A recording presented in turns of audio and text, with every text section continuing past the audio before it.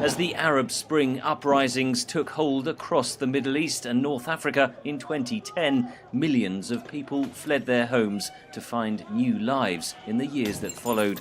Researchers claim to have identified evidence of a causal link between those conflicts and changes to the climate across the region and the ensuing migration flows.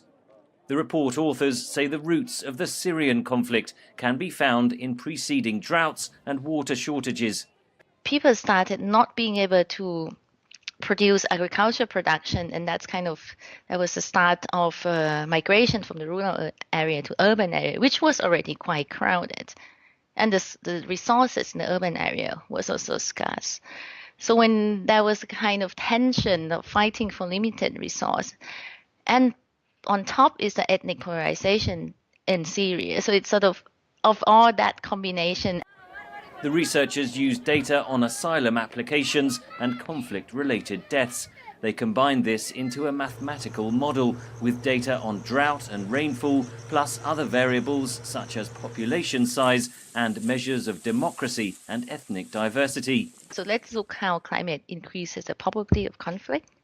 And once we estimate that, we use the number that we got from that to estimate the next step. So the country that experience conflict from climate variation, are they likely to send out the refugee flows or not?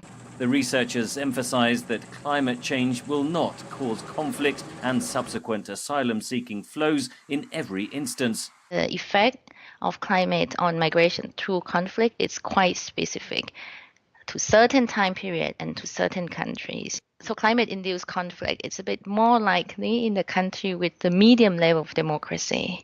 The results of this study are specific to the Western Asia region and the time period in question. But it's hoped the research will contribute to the global debate on how migration flows will be affected by increasingly severe climate change. Henry Ridgwell for VOA News, London.